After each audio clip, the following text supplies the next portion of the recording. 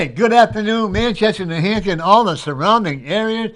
And we have a very special guest who I am very honored and privileged to introduce to you people out there. Her name is Karen Testerman. Yep. Testerman. David, I pronounced it right. Imagine. And you got the first name right, too.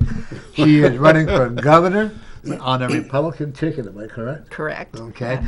And let me tell you, folks, she will be better than any candidate you have. It's not just because she's been set here, but because she's a hard person to try to get on because she's so busy, am I correct? But you enjoy what you're doing, don't you? Oh, I do enjoy it. Life is fun, and you never know what's going to be on the other side. And so every day is, well, you do, because you said you've been had the experience. But, you know, every day is a new day, and we are all, basically very honored and privileged to be here. Yeah, and if people would just realize the rights that we have in this country and in this state, right? Okay, would you consider running for Congress? Not this go round. No, not this time. I'm looking maybe in 2 years. I don't know about that. Well, that's the spirit what they say. How's that? Okay, but and you're from Nashua?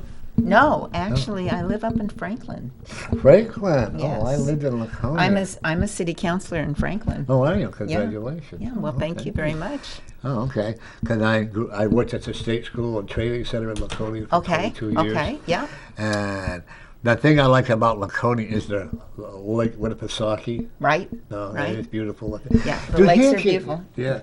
The thing is, we have a lot of beautiful areas.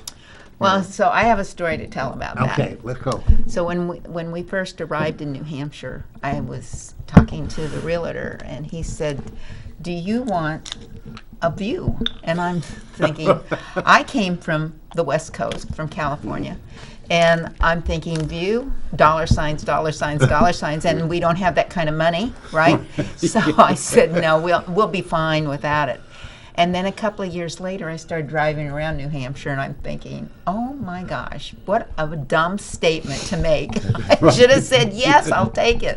So now I live on View Street, but because the trees have grown, because at one time, New Hampshire was clear cut, right? Yeah. Now the trees have all grown, and my view is obscured by trees. But there's always something good for us in New Hampshire. Oh, yeah. I got to give you the ball because you're hitting on that thing. Oh, I'm sorry. No, I won't touch the ball anymore. What I do is I squeeze it that way. Oh, you squeeze it? Yeah. Is that why I'm supposed to have the ball? Yeah, so you can squeeze it. It's nerve? He does it too, and I do it too. But at least I'm not pounding on the table. Yeah, that's why you got the ball. Real knife. That could happen later, though, depending on the on subject. the conversation? Mm-hmm. Yeah. Oh, okay. All right. I'll be careful. Yeah, but and the doors here in New Hampshire are always welcomed to any person that wants to move to New Hampshire.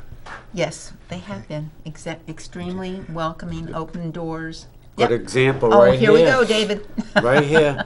Good example. They let you across the border, didn't they? They did. 6 months ago, they did. Were they desperate? No. Well, we came up, our last venture before we arrived in New Hampshire was actually Georgia. And the people in Georgia were so afraid that I was going to come here and there would be no believers, no solid God-honoring believers, that they prayed that I would have nothing but Christian friends. And basically, that's what I have. And isn't that awesome? It is awesome. And so, New Hampshire is unique in so many ways. It is a jewel, and not enough people here appreciate what we have. And that's the sad part. It is. When I go out, I go on my walk. I walk every morning between 5 and 6. One of these days, I'm going to get you out of bed, David. Next week. Okay, I'll give you a call. I'm only bartending Tuesday nights, so. Okay. And I enjoy taking the walk here across the Merrimack and listening to the birds. Oh yeah, the birds are awesome, aren't they? They are. Yep. And out front is the park. One of the differences, like living in the almost a country area, and then you go out and you see the city area.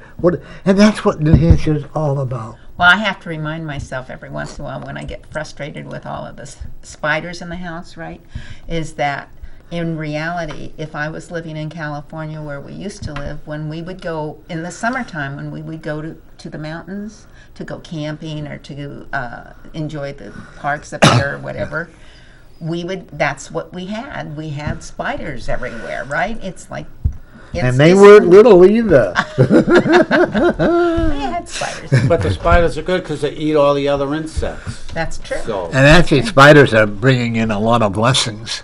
Like if you find a spider, I don't recommend, maybe if you can take it outside of it, but spiders mean a lot of blessing coming to you. Okay, a lot of good fortune coming to you. Okay. Well, I won't get so frustrated with them because they come out overnight sometimes. Yeah. Did your mother pass? My mother did die in an automobile accident. Okay. Yeah. Because I want you to, she wants to, may I give you a message from her? Sure. She wants to reassure you that she's okay. Yeah. Her heart is stronger than ever. Yeah.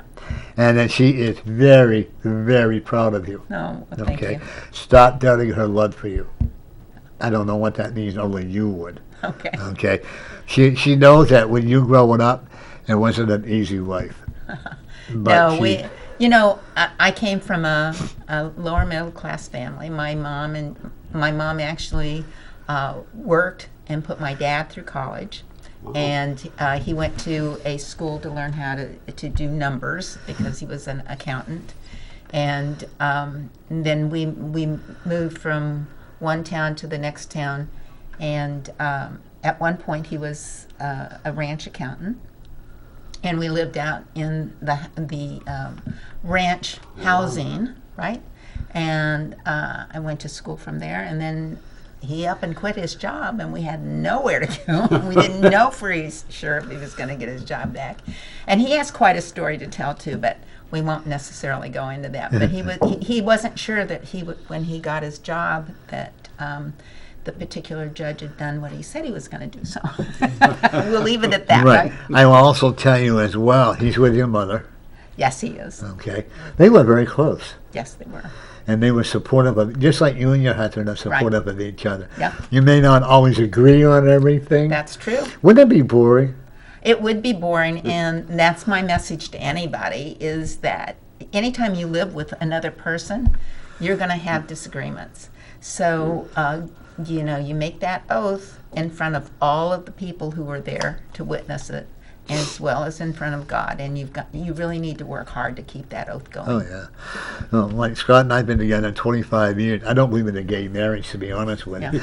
I believe in spiritual marriage, because if you're like at my age, if I got married, one of them would lose the benefits of the social, because I don't think it's right that they take one of the people's Social Security and cut it in half, and the other gets it full. No. I don't agree with it. But when I am probably the most anti-gay person going. I don't believe in the Gay Pride Day. I don't believe in all. Be who you want to be. Yeah. Yeah.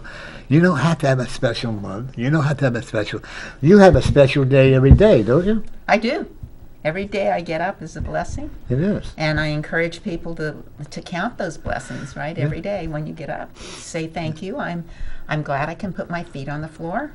I'm glad I can open up my eyes, and the rest of the things that happen are you never know what's going to happen. I do that every morning. And when you go through that door, you don't know for sure what's going to be on the other side. Exactly. And sometimes those plans that you have get canceled, and sometimes that's a disappointment, but it's very fascinating to see that another door opens up and you walk through that door and, gee, and how wasn't true, expecting that. Right. And how true that is. That's like, I'm actually glad I had cancer. I don't know if that sounds weird, but because I can appreciate what other people have for a sickness.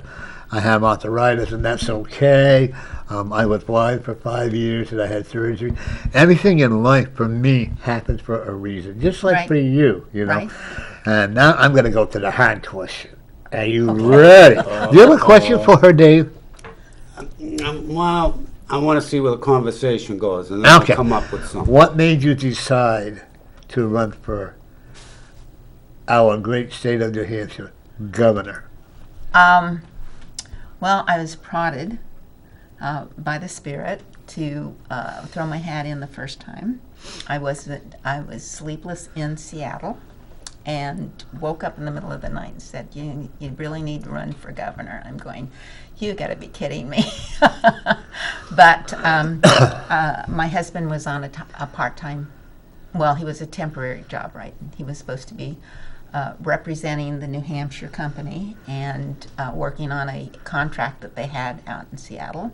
And I was bouncing back and forth, having a great time, I've got to tell you, traveling, meeting other people, experiencing new things in Washington State as well as Oregon and some of the other things. In fact, I picked up my dog there. And I took a dog out, but I also picked up a new dog out there.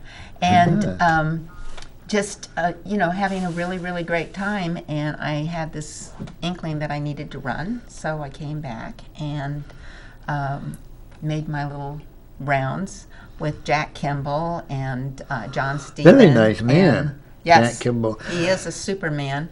And what was his name? He was from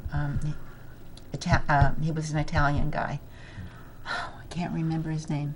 But he was from New York originally, and I used to laugh at him because he'd say, I know how to get everything done. And you weren't quite sure what he meant by how to get it done, right?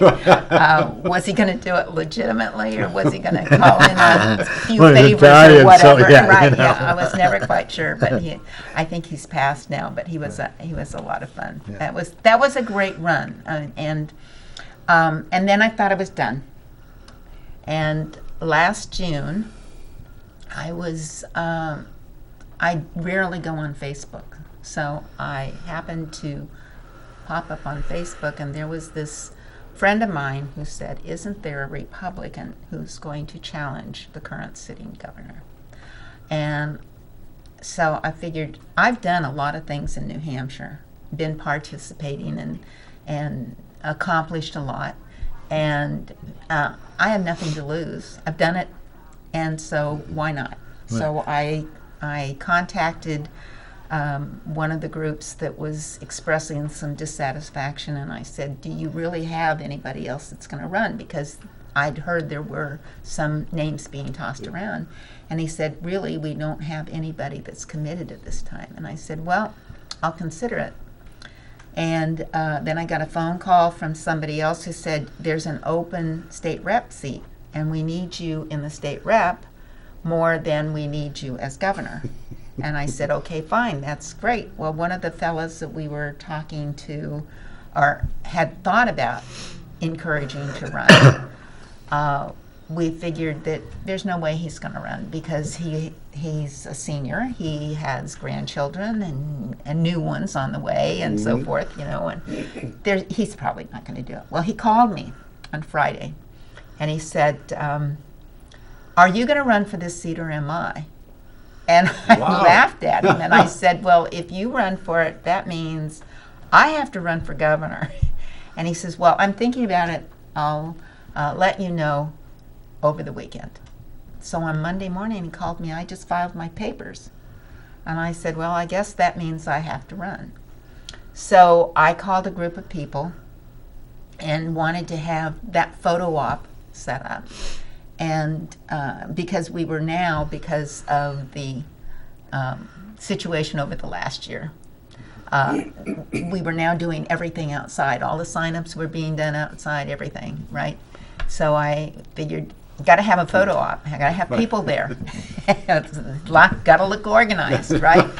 So I had a group that showed up, and my husband had gone out to the garage, and he found, from 10 years prior, a bunch of placards. Oh, wow. So it looked like I was extremely organized, and I did have leftover materials and so forth, which was a cost saver.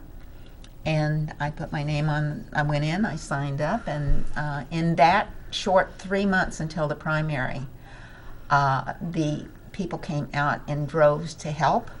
I had an all-volunteer staff. I paid somebody a small stipend to help me. And we got almost 10% of the vote. And so I Because you were unheard of at that time. Well, nobody'd heard of me for a little while because I'd been quiet for a while too, and I wasn't planning to run. And that was one of the major things that I heard afterwards was, I didn't know you were running. I didn't know who you were, or along those same lines. And what comes back to me is when I first ran, way back when, for state rep in a smaller community, one of the advices that was given to me was that people won't vote for you unless they've met you and shaken your hand. So, and that is very true about New Hampshire. Yeah. You know? Oh, you don't kiss the babies, though. I kiss babies too. Ooh. I love babies. Yeah. I think do. they throw them in the river. No. I'm only the kidding. The children are our future, Right. and right now And we're in actually, a war for our children. Right You know what? I am actually, to be very honest with you, I am very scared for the children growing up today. Yeah. I really am. For my granddaughter and grandchildren, I'm scared for them today because of the hate and the animosity that these people, and I'm not blaming just one party, I'm blaming everybody. No, there's a definite war on children today, there is. and we need to You fight want to for them. introduce yourself to everybody? Oh, I'm Karen Testerman. And? And you want me to say that I'm running for governor? Absolutely. It hasn't been official yet. Well, we're going to make it official. How's that? I'm doing all of the steps necessary, looking for staff, setting up webpage or re-establishing my webpage, making sure that it's donor base ready, which it is. It's KarenTesterman.com, and asking people to get on board if they're interested, and they are. So I think I can do to help because I believe in you. Thank you. And well, David, I'll come and we'll encourage you and all that stuff too. Thank you. I don't usually support a lot of politicians. I hate that word. I'm not a politician, though. You're a person who cares about the Yeah, people. I do. Okay? That's what we'll call it that way. Okay. Well, I feel like this thing in here called the Constitution is the thing that I really see. And one of the sayings I now have, which is that I want a government that fits inside the Constitution. Yeah. And so, you want to see my little book? Sure. All Did you right. write that? I did. I had it put together, and I did write some of the words that are in it. But basically, it's a pocket constitution, Oh. and it holds not only Put it back. the U.S. Constitution. Put it back on the desk. Oh, okay. Yes, better? sir. Wow. Telling you. Yeah. Boy, that was a voice from outside. We call it God. It does sound like God, right? There it is. But there we you go. So, what I've always wanted in the state of New Hampshire was a pocket constitution like the ones you get from the Cato Institute and some of these other Thank you, young organizations. And they, that it fits in your pocket. You can put it in a jacket pocket, or you can carry it in your purse or whatever. But I always Well, wanted to buy a have. new Geechee purse. Well, maybe.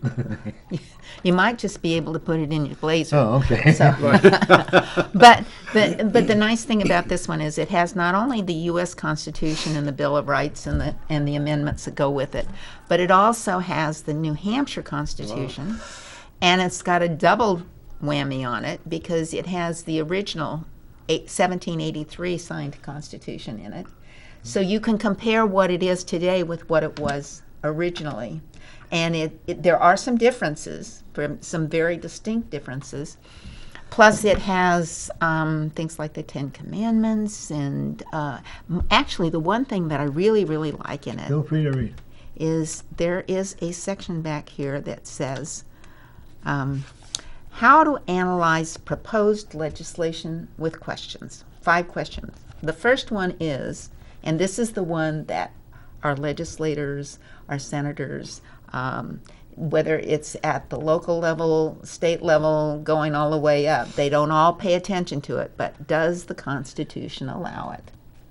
So if it's not allowed by the Constitution, you should not be putting it in there. And there's a lot of laws right now that expand the Constitution going outside of the process and not going through the amendment process, which is what it's much more challenging than to just introduce a bill that says this, this, and this, right? How would they get that book if they wanted to? I was thinking that same thing. You send me an email or contact me through KarenTesterman.com, and they're $10 a piece, or if you want 5 of them, they're $40. No. Oh, I'm not supposed to say that. that's right. Okay, I'm No. sorry. I didn't say that. No, Forget it. Forget it. Leave it out. Technically, no, we're not supposed to say prices. Okay, well, But then that's you can find out. They'll forgive you, right, guys? Yeah. Well, technically. But you can get it, and or send me an email at Karen@KarenTesterman.com, and I will make sure that you get one. And you accept donations? I do accept donations. All right. I'll be sure to go on there and donate. Okay, thank you. Open up your moth-covered pocketbook there, Bob. Say Bob. Bob, Oh, Bob. Dave, Bob again, Dave. right. Oh, are you Bob? No, Dave. That's because you can spell it both ways. Right. Well, there you see, go. that's it. Hey, Right. I He like doesn't that get answer. confused with A it. lot of times when Exactly. I get to past life, Dave, it makes into the present life, Yeah. And I just feel David, the minute I asked David, he wanted to come on with me to meet you, he was all excited. Oh, Because one thing about your aura, do you see auras, Dave? Well, I don't see color auras, but I see, I don't know how to explain it. Yeah, you see that. You feel the energy. One of the things I love about your aura, because I can see you have a lot of blue, but you also have a lot of yellow, which is telling me that you are really on the right path for you. Okay? You have overcome a lot of sicknesses that you could have had. Yep. Okay? But you don't sit around and say, oh, I can't do this, I can't do that. You and I don't have time for that. I can't never got anywhere, right? No, I don't have time. Then when I first got sick, am I going to die? And I said, then I said, wait a minute. I don't have time to feel sorry for myself. When I have over 1,000 well wishers, and my family, which is more important, like with your family, are very important to you too. Extremely important. Yes. You have children? I have 4. And they're My very proud husband of and you. I have 4, and we have 12 grandchildren. And we're very, very fortunate with the spouses that they have because we get along with most all of them. always helps. Yeah, that helps a lot. I think that makes a big difference. Oh, doesn't it does make a big difference. That's like my daughter-in-law. I like my daughter-in-law. I had the most sensational daughter-in-law that one could ever ask for. The trouble is, when I go to the doctors with her, I don't want to tell them something. She won't let me lie. She's right up front. She tells them what's going on. And that's what I appreciate. We have one of those, and she's funny because every time anything happens with her dad, any incident, she's on the phone. What's going on? I want to know this. I want to know that. And did you do that? So, and if he has a scheduled appointment, she's on the phone the next that day saying, what did they say? How are they? So she's very much monitoring. Isn't that us. awesome? That though? is great. I grew think. up by myself. You too. So I cannot. And we've lost in this state, we've lost a lot of family values.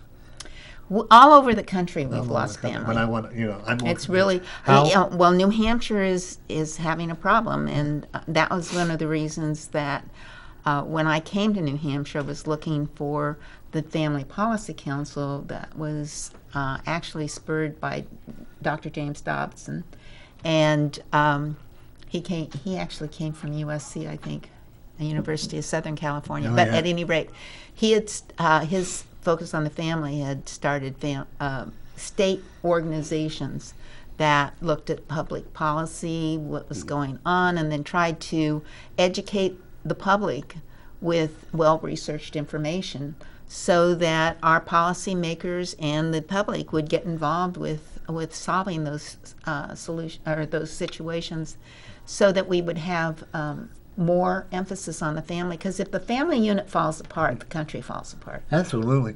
And this is what you gotta keep the government out of your family life. I'm not saying not to be there when they're needed, and You've got to be everything today is either the children go to the Boys and Girls Club, they go here, they have after school activity, or they have places where they can go and have dinner at night, and that's fine. But where is the quality family time? Well, so it's very interesting because families that have at least one meal, preferably daily, but at least one meal a week together, actually do better. The likelihood that the children are going to end up in bad situations, that they'll do poorly at school, or that they'll have psychological problems, diminish when we have family dinners together. Right. So it's really important. And not hiding behind a video game. My pet peeve is either they're texting. When you and I have gone into Applebee's, we've seen people texting. One girl, one girl, the waitress went to get an order at Applebee's, and she was texting. I said, and the mother says, "I need it." Wait, she'll be almost done. I got really brave, walked over and took the phone out of my hand, and I said, "Now you can give her your order." I was on my way out the door. That was a bold step, and you quite. Right. What's interesting is when I was growing up, that's the way my father would have handled it, because I can remember riding in the car. He and my substitute uncle, or adopted uncle, I guess, was sitting in the front store, and they drove past, and these boys were doing something they weren't supposed to be doing. All of a sudden, the car stopped. We backed up.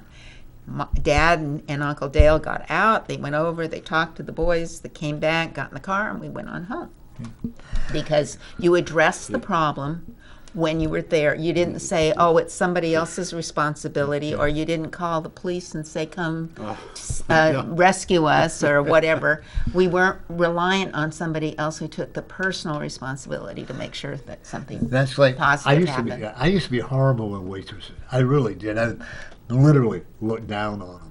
Okay, no. I'd give them a hard time, and I tipped well. I thought, well, that'll make up for it, And then one day I was at Blake's on South Main Street, and I was like $3 short on my bill. This kind waitress is going to pay the bill for me, the rest of it. And that's what I learned. You know what? They're all trying to make a living. You got some bad apples in it, Right. Don't get me wrong. But that's what I learned. These people are just important because without them, we wouldn't get served. Right. Although I know why we got badly served at the bar at Applebee's. Remember, I had Great America. I had a red hat and Donald Trump hat. Yes. And that said, "Make it great again." And this waitress, she was good to him, but she was horrible to me.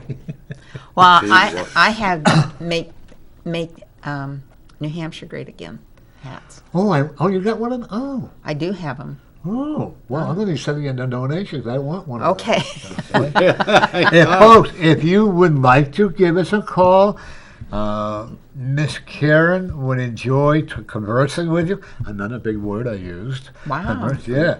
Have you been using the It's dictionary? been using more and more each. Yeah. He's growing his vocabulary. Right. Good for you. He is. Oh, Self-educated. And my friend Laura used to say, "You learned a big word." $4 word. I mean, that's really pretty cool. I want a 10 one next. But if you wish to converse with her, you have a question for her, as long as it is not hurtful, derogatory, or anything else, because we will shut you off immediately. We're not going to be unkind to her. I've been very blessed that way. People have, when they have called, and they have been very good about it, because I won't put up with it. Yep. I can be a jerk, but I don't want to get kicked out of the air either, But Dave and I have a lot of fun, don't we? I got your name right that time, Dave. See that? I know. See how I got these dual personalities. One minute I'm Dave, the next minute I'm Bob. Good thing you have a good sense of humor. Well, there's another friend of mine that comes down. His name is Eric. And I'm always calling him Ed because he's into the paranormal, And I do believe this. I don't look, and I can say this very strongly, at the color of the person's skin. I look at their spirit, just like you do. Right. You know if they're going to be good or bad. Well, it's a person's character, Yeah. and that's what we're looking for. And we want people, I really get very, very frustrated with categorizing people and putting labels on Yeah. people and dividing us according to whatever background you want to call it. You could do it socioeconomically, you can do it ethnically, you can do it by our sex, by our biology. But in reality, it shouldn't be that way. It should, when we're dealing with people, I want the most qualified person to get the job. I want the most qualified person to be able to interview. I'm not looking for somebody that's going to be a yes person. I'm not looking for somebody that's going to just bend over backwards and say, whatever you want me to do, I'll do. Yeah. I want somebody that's going to be honest, transparent, and that they have the ability to do, that they have the gifts to be able to do what they need to do. And on this, I don't like this. Oh, my gay friend or my black friend or my Asian friend. Why label? Exactly. I am who I am, and I'm proud of who I am. The thing that you always wanted to hear was, I have a friend just like you. I mean, really? I didn't know there were two of me. I had that said too. I said, that's really scary, It is. The one thing that I can say, soon to be governor, but the one thing that I will say is I am becoming, like you're going to become, Dave, internationally known. I get a lot from Hawaii, California, but any job that we do, like you do, it doesn't come overnight. No, it doesn't. I love these readers that will say, oh, I have an 8 months experience, I've been talking, and now they're teaching and all that, and I go, sweetheart, you haven't even begun the work. Well, every job that you ever take or every experience that you ever have is an on-the-job training. Yeah. And there's never, anytime you sign up for one or you apply for a particular job, you figure, I know it, and I'm pretty sure what I'm going to experience, and every time you'll learn something that you didn't ever imagine was going to be there. Right. When I got through school, and I started, and I do a lot of private counseling now. I call it spiritual counseling. Throw the book away. Throw the book away. That's a good basic, but like when I do the readings, the angels taught me how to read. Yeah. So if they want to tell me I'm going to hell, I say, well, I hope they have an extra glass chilled martini with air conditioning. Don't you want air conditioning? Of course. And I've been married several times and all that, but every path, and like with you, every path that we go through, we have to go through. You ready to do a reading on her day? Are you ready to have a reading done? Okay, if you want to do a reading on me, that's fine. It's up to you. Up to you. It's fine. It's fine. If you want one. All right, these are this is, I probably haven't seen this tarot deck. I was just going through boxes that these were boxed up. It's got to be, I'm going to say, close to 15 years. I was cleaning out this box, and this little tarot deck was in there, which I like. It's, some people say, oh, it's for little kids, but I don't think so. So what I'll do is I'll shuffle the cards, and then we can do 5. Do 5? All right.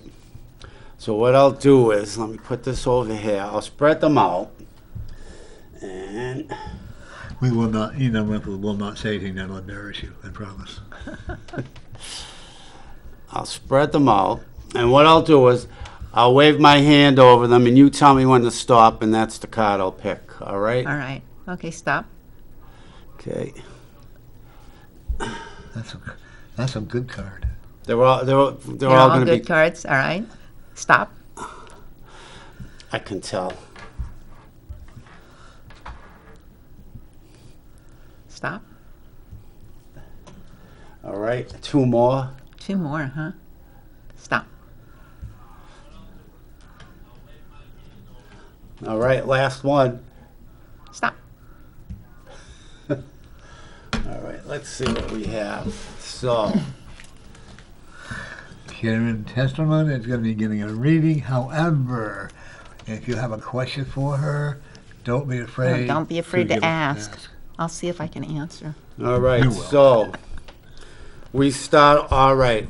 we start off with the Six of Pentacles. Pentacles is work, it's material, beings and stuff.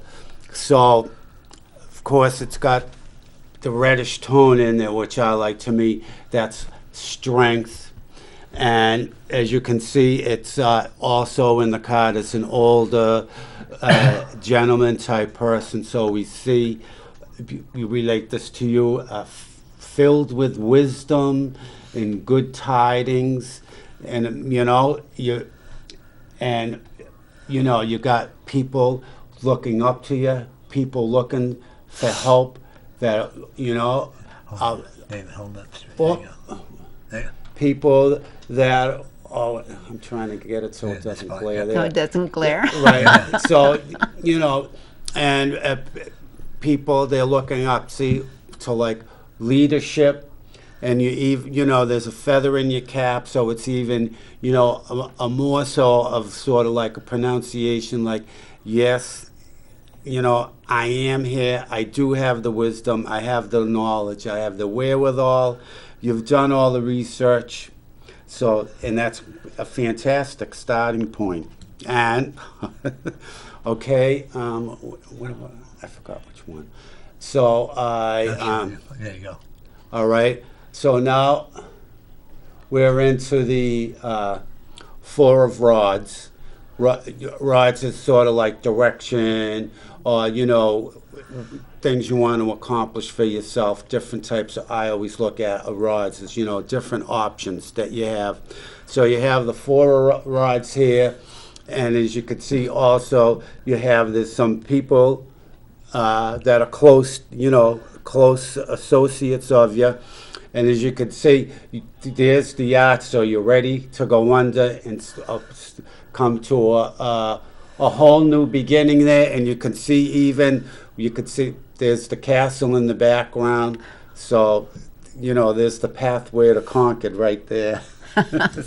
And, all right, so, and then of course, right in the middle, all this stuff is going really good for you.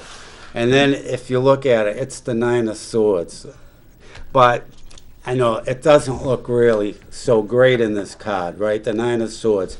But, it just comes with the territory. The swords and that look anguish.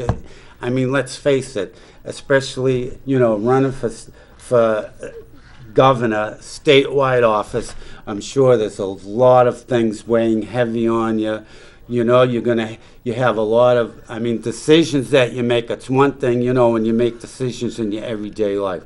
These type of decisions, they all hold a lot of weight. So I'm sure, that's to be expected that, you'll make the right decision, but it's just going to take more out of you. It's, you're going to have to exert more effort and energy to sort of feel comfortable with the decisions you're making, and it's really not all that this card's making it out to be.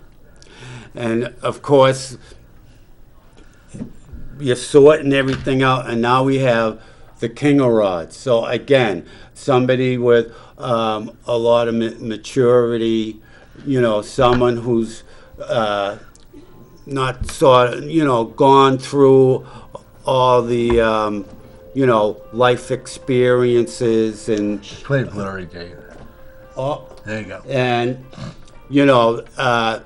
all the day-to-day living experience that you have, as opposed to, someone who doesn't really, have, shall we say, a solid outlook or knowing where they want to go or what they want to do.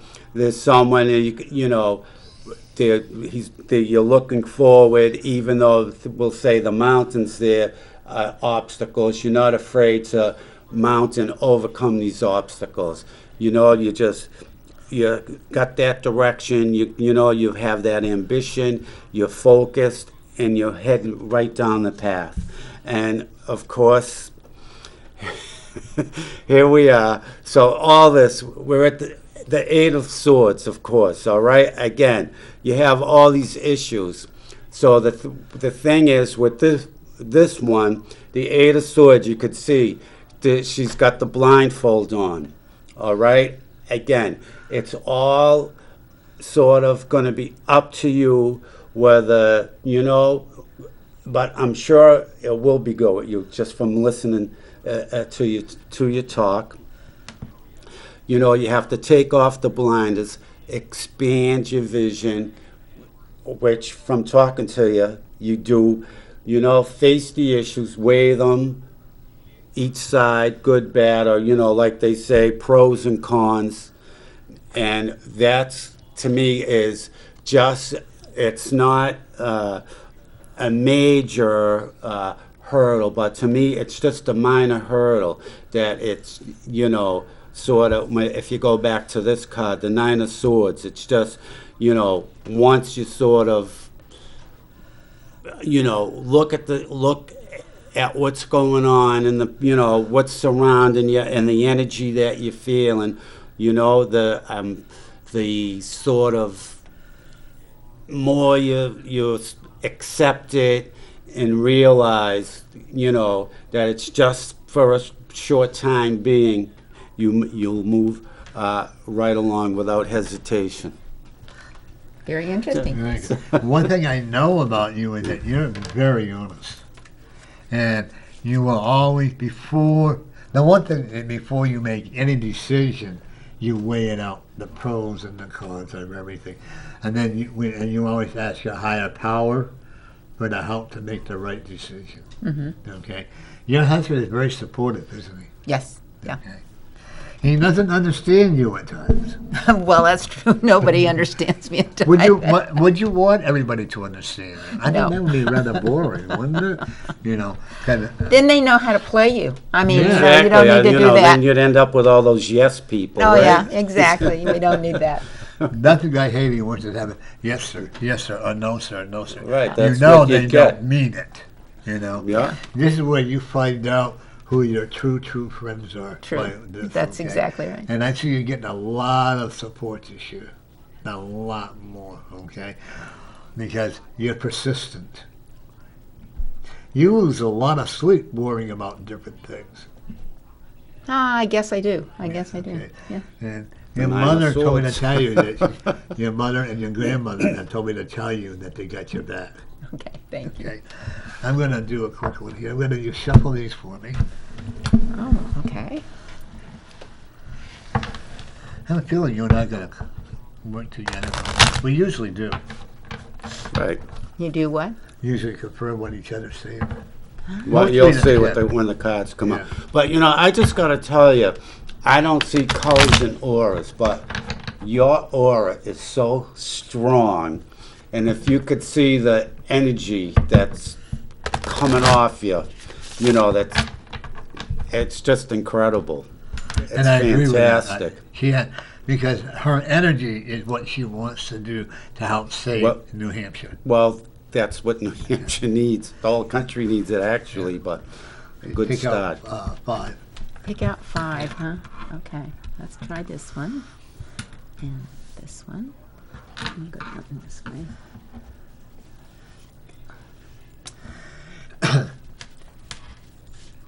You have an art that you were close to? Do I have an art? That you were close to? Person art? Or Yeah, a real art. I don't think so. On your mother's side? Mm-mm. Okay. Well, she knows you anyways. Okay. Oh, yeah. You have a lot of ancestry. I do have a lot of ancestry. And if you looked into your past life and into the, you would have one of the biggest family reunions that you would I have, think she right? misunderstood you. You were saying aunt, right? Like Yeah. auntie. Oh, an aunt. She Yeah, thought yeah. you were saying the name art. Art. Like Oh, Oh, art. yes, I art. do have an aunt that I Okay. was fairly close to, yes. Okay. Yeah. She also, your ancestry are very proud because back when they were growing up or when they were not allowed to be vocal. That's right. Okay. Yeah. A woman was to be silent and not heard. Well, and the culture. Yeah, The culture. yeah, Right. yeah. That was very And true. oh yeah, I can remember my real dad when I knew of him. you don't speak unless we speak to you, and you don't speak unless you're spoken to and all that other stuff. And today I'm glad it's kind of gone away because now I think that children should have the right to speak as long as they're not fresh mouth. Well, they have to be respectful. Oh, absolutely. Absolutely. And You were fair, but you were stern as a mother when your children growing up. yeah. You also were a very God in line. Some of these cars are just laid on top of each other. That's interesting. This is a big breakthrough for you, getting into politics. You've always, as a child, you've always been interested in how the government has been run. Not really. Yeah. No. Yeah. As a child, I would. Well, what I wanted to do when I was growing up was to raise a family. Yeah. And just have a family that was respectful. That must be your old-fashioned way. That's right. Okay. That's right. And your children are very respectful. Yes. Because you are no nonsense. Your dog, you got 2 dogs? Oh no, we only had one dog. Well, we did have 2 dogs at one time, but we had a senior. Mm-hmm. We have Bouviers, and Bouviers are hair dogs. They're also about 75 to 80 pounds, and they can be also up about 120 pounds because there are pictures of them with their paws on the shoulders of the person they're standing next to. Yeah, so they can be very large dogs. But mine is about 75 pounds, and the female we had came from Massachusetts. And then as she was getting senior, we happened to be, like I said, out on the West Coast. And you don't see very many of them. They were raised they're herding dogs and cattle herding. And so you don't see a whole lot of them. When we saw one walking down the street and stopped and talked to the gentleman, and this dog was so well behaved, beautiful dog. So we asked him where he got it, and then we got one of Cheryl Combs' dogs. And Yeah, that was, your dog is very protective of your house. yes, he is. He has a very loud bark. He has a very large bark, and he doesn't use it very often. No, I will tell you, there are a couple of people thought they would be cute and try to go into your house, but because of your dog's size and because of your dog's barking, it scared the burglars away. Okay. Okay, and I see that quite often with dogs. The dog gets all excited when it sees you. Okay, and the dog that you had, did it pass away? Yeah. Okay, good. It gets this dog going. Yes. When your dog is laying there quietly, all of a sudden the dog is going around like that. That dog, he'd get that going just to let you know it's still around. Right. Okay. I also will tell you, your house is very organized, isn't it? Some of it is. Some But of you it know isn't. where everything is. Pretty much, yeah. Okay. Your office might be a little cluttered, but everything else is pretty good. You're also an amazing cook. You enjoy cooking? I do.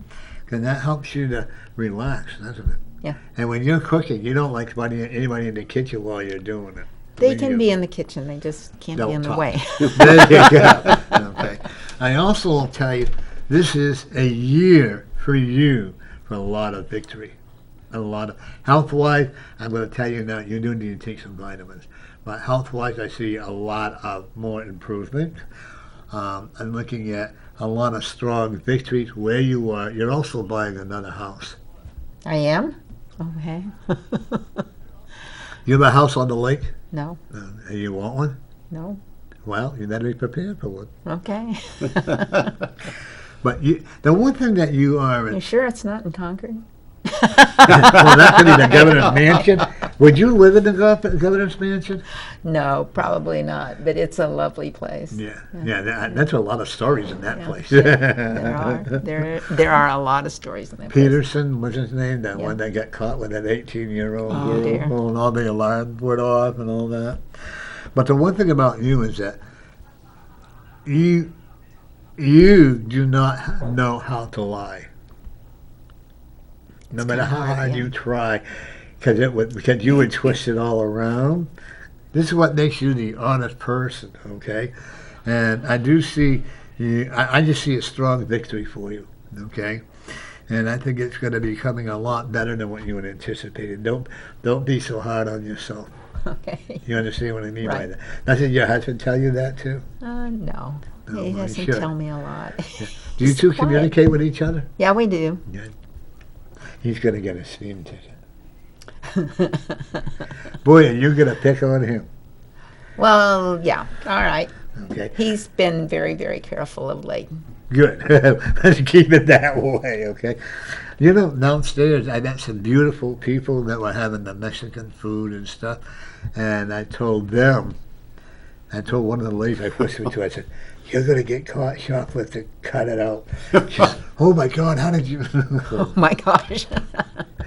I also will tell you that your children are very, very successful. They may not be a lot financially, but they're doing okay. Yeah. And the one thing that you have taught them, values of life are very important. You would not put up with anybody making fun of somebody. Yeah.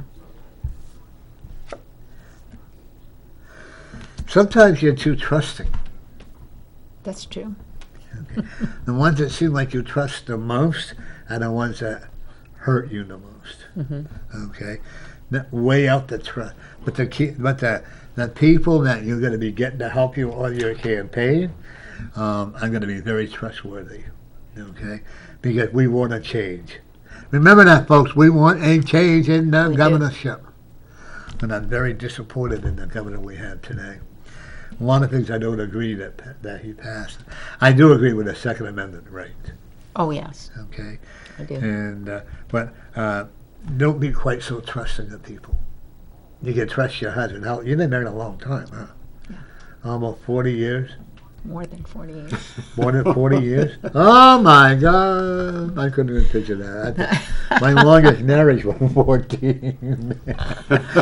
But you still enjoy each other's company. Yes, we do. Okay. Yes, we do. He spoils you a little bit, He does. but you spoil him too. I do. Isn't that what a relationship's all about? Right. Right. Well, I get very spoiled. I have coffee in bed, but he brings dinner into me. I'm really very lazy. But I enjoy being spoiled, you know. But the one thing I also will tell you, that your mother who died in the car is all whole again. Okay? It's like, when I believe this, when you go to the other side, they start out like newborn babies here. And even though it's infinity, they also, at our age, will not go past 33 years old. Oh, that's an Yeah. interesting concept, right? Yeah, but I was told that by another person. She's from Jamaica. I wish I had this woman. I'd love to have her on this show. But I hear you saying that, but you know, when I see people that have passed, I see them older than 33. Yeah, but you see them. You see them as they were here. Oh, right, yeah. Okay, but when they go to the Oh, okay, all right. I was confused. even though that's yeah. infinity, goes I on. see what you're saying, right, But yeah. here, but I enjoy seeing them. Okay, was your dad kind of bald headed? No. Who was a bald was. headed? He was losing some of his Okay. hair, but he wasn't bald headed. Did he wear I glasses? think it's he did. He had brothers who were more closer, but nobody was fully bald. Okay. Nothing like this. Nothing like that. No, 'cause that But glare. my dad used I know. to. My dad used to tease everybody about the glare. Yeah. He was a great teaser. Yeah. But he also had a good. But when he was upset, you knew he was upset. Oh yeah, But he was one of these people that you didn't know if he was joking or serious. that's right. Okay, and that's where you are. And you can tell something to somebody, and you can not crack a smile until after a while. Then you'll say, you can have that dry sense of humor, but you really don't. But you can if you want to. Okay. Your husband has a dry sense of humor. Yeah, probably a little bit more so than I do. People, the one thing about you, even when you go into your political life, you're still a very private person. Yes, No one, you've done nothing to be embarrassed about to begin that's with. correct. That's That's correct. boring. I'm sorry. The first politician. Well, my friend and your friend Gary Hopper and I are very good friends. Right. I do actually see you starting to get booked up for different speaking engagements, but you like speaking engagements. It takes you a while to get going. Once you get going, you're doing really well with it. And you're not afraid to answer the hard questions, That's true. okay? And you want the hard questions. Absolutely. Yeah. Absolutely. Because that's where your honesty comes out. You have a lot of respect for the people in Franklin, I do. okay? But you earned that. Oh, yeah. They used to have a movie theater in Franklin I used to go to. Oh, yes, they still do. Well, actually, I think it's over the line. I think it's right, actually. Oh, no, there is one downtown. Yeah, You're right. downtown. Yeah. Boy, I could tell you stories about that place when I was Oh, a wow. teenager. Oh my! They goodness. redid the face. Yeah. I forgot what you call it. The The marquee. marquee. Yeah. Thank you. And they just redid the marquee on the front of it, and they're doing some fun things in Oh, Franklin that's now. good. That's good. I'm glad. It's an upcoming city. We just did the groundbreaking for the Whitewater Yeah, Park. I saw that. Didn't you? Yeah. Oh, nice.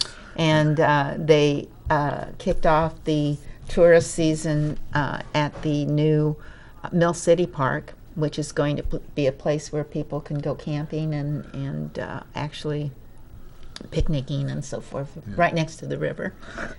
So, I can remember drinking Black Label beer up at that movie theater at 17, 18 years old, you know. well, now you can go across the street to Vulgar and you can pick up the crafted beers and pizza.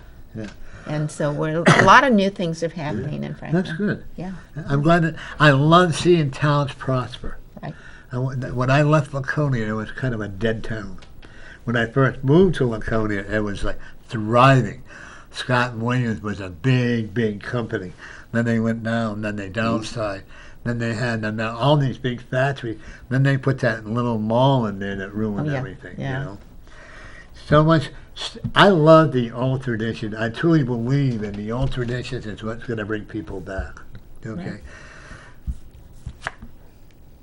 Look within yourself. In other words, look within your own spirit. Look within your own spirit or within your own conscience, knowing that you're doing the right thing for you. Have you always been perfect? No. I don't No. think you would want to be. I don't you want to know. be perfect. Yeah. Well, I am, but that's okay. But nobody ever believes it. You know? I never made any mistakes except when I admitted I made a mistake. Is that the way? Isn't that the best way? You know, in my drinking days, I could con anybody, and then I got sober and I got a conscience, so I had to pay it off. But I like being sober today. Okay, I don't, you know, and people can get help if they want to, you know. But look within your own self, knowing that you're doing the right thing. Okay. Don't hesitate to do it. Okay. Okay.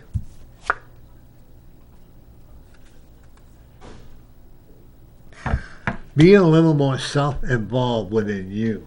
You understand what I mean by that? In other words, you're always thinking about other people. You're forgetting to take care of Karen.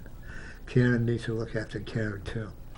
And it's okay to get angry. Okay. Okay, you understand what I mean Yeah, by that? yeah. You live in an area where you go out in the backyard and scream and yell if you want to, right? I do. I do. Okay. I do.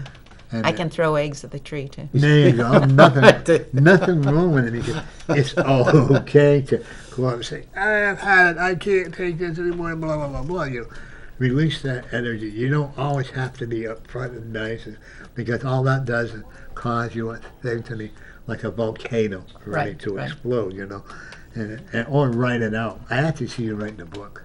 Besides that one, Oh, beside that one. Yeah. Yeah. Because you enjoy the challenges of people. And the one thing, folks, you got it made. If you don't go out there and vote for her, you're lost. You had what I like to call an imperfect beauty. You're beautiful, spiritually and physically. You need to look in the mirror and say, you know what? I am Karen. I am beautiful inside. I am beautiful outside. And I love me for who I am. Not what I am, but who I am. And you being that beautiful, caring person that you are, that's very honest. You're probably more honest than anybody I know that's running around there, okay? And we're not going to call you a politician. We're going to call you a lady who has a bright and interesting political field ahead of her, okay? I also will tell you that Your father didn't understand your reasoning for getting into politics, but now he does. Your dad was kind of an old-fashioned person, wasn't he? He was. But he was fair. He was fair. You're very much like your dad. You know that, right? Yeah. Yeah. And that's okay. That's okay. That is okay. One of the things I want to ask you about, how do you feel like about legalizing marijuana? Okay. No, just be honest. No, my biggest problem with marijuana is that it has its impact on young people when they get exposed to it. Yeah. And there's no way that I can see where when you have widespread spread usage like they do in Colorado and so forth, is that it puts the young person's mind in danger. And that developing mind, just like alcohol does it, just like exposure to pornography does it. The young mind needs to be as innocent as possible, as long as possible, and that frontal lobe doesn't completely develop until they're 25 or 26, depending upon male or female or other things that are going on. So we need to really protect those children, and we're not doing a very good job right now. No, we're not. And so that's my biggest concern, is that you can't keep it. We don't know any of the impacts of secondhand smoke. We do know that it does impact them in a long-term situation. And despite the fact that in some communities, they'll say, well, edibles are not allowed, but edibles are allowed, and children do get a hold of the edibles, and then you destroy a child's life. And once that child's life is destroyed, you can never get it back, and that impacts the society as a whole in the long run. See, that's what I admit. The sad part is, because of the people that buy illegal or get carried away with it. One thing about marijuana, it is not addicting, only if you want it to be, called psychological addiction. It's not a body addiction, it's not that. Actually, I do it at night because it helps me sleep through what I've gone through. But I saw my heart cry for it. You would have too. This young girl, she could have been more than 14 years old. I thought she was, and she had one of those vapor pipes here, and you could smell the Yeah. Or the weed Well, in the vapes, that's a really interesting, I think because they when they outlaw first came out, it was supposed to be something that was healthy compared to actual tobacco smoke and smoking, and less addictive. But then, as they've used it more and more, and they've analyzed it, it's the vapors, even the liquid vapors that are going into the lungs, that are very detrimental. So we have to be, we're not always, it's not always a good thing to switch off to things. And now, because of the joules and so forth, they're so small, the kids can be smoking them in the classroom and you don't know it. And now they can also be laced with the THC and so forth from marijuana. Isn't it scary? It is scary. And it's not good for our children. No. I tried one of those vapor pipes, and that was enough for me. And like you said, I don't need all that stuff going into my lungs, and that's what it does. And to me, it's more hurtful than all that. They say, oh, it's only like the syrup or whatever, the grape or whatever. It's going into your lungs. It's still, to me, it's more damaging than cigarette smoke. Well, and anything you put in your body, as my mother would say, your body has to now decide how to deal with it and how to get rid of it. And you're challenging it in a way that maybe it shouldn't be challenged. So Yeah. And you have to be very, very careful. Yeah. And one thing, and now I have another question. Okay. Okay. Do you have any questions, Dave? I'll come up with some. The homeless thing. Why I is was it gonna when ask. all the when you're Stealing gonna my ask it- questions. Oh, go ahead, Dave. Well, I'll go ahead. You Okay. start. I was Then just you going can to ask about rephrase it. Okay. homeless. But the homeless people, I find it very interesting that all these politicians, like the mayor, and I don't have it. The mayor and I have an understanding. She doesn't respect me. I don't respect her. Even though I did dance It's a with her. mutual admiration Right, society. society. My concern is all of a sudden people come out of the woodwork. Oh, we're going to do this for the drug addicts and the homeless people. Once the elections are over, you don't hear it about it anymore. And that breaks my heart. And do I think that there are a lot of homeless people out there that don't want to live in a house? That's They're right. happy living in it. We can't force them to do it. That's right. And you know, the other thing that's interesting is that several years ago we used to have special hospitals and places where people with mental problems Yeah. could be taken care of. And yes, were there abuses in those places? Yes, Yeah. there were. Were there things that maybe we could have mitigated in another way? Yes, there were. But what we did was we closed all of those, and now we're dealing with the fallout from not having that facility available anymore. I think we still and we put undue pressure on some of the families that now have situations where children or loved ones are in those kinds of mental situations that they can't handle on a day-to-day basis, and you create more problems. And then we also, I think that the suicide rate is up. I think there are other things that have happened because of that. So I think we need to, I don't know what the total solution is. I don't know if there is a total solution. And, you know, it says in the Bible that the poor will always be with you, and there will be people with challenges that will always be with us. And But make we sure have I to- hear it the earth. Right. And so we still need to address those things when we, but again, it's personal responsibility. So we used to have, and we still do have, a lot of nonprofit church organizations, faith organizations that reach out and do something. They're the ones that really are the best ones to do it because they see the problem here and they can address it here. Whereas if you try to get the government to see it, the government's solutions are always one size fits all, and that is no solution at all. And it puts the burden on the taxpayer as a whole. And so I have a few opinions about Good. how we spend our taxpayer money. Good. One of the things that I always said when this COVID-19 isn't called, or whether they want to Whatever it call is they're calling whatever it it's today. called, it, you know, 'cause, you know, The one of latest things rendition. How many of those people are getting tested for the COVID-19? Oh, what is it? COVID-19? Am I right? Oh, that's it, yeah. Oh, You're I right. got What's it so right. fascinating 19. is that they haven't isolated it. No, They don't even know if it exists. no. So how do you have a vaccine against something that doesn't exist? I refuse to take the shots. Yeah. I see where they're going to get a vehicle going from house to house.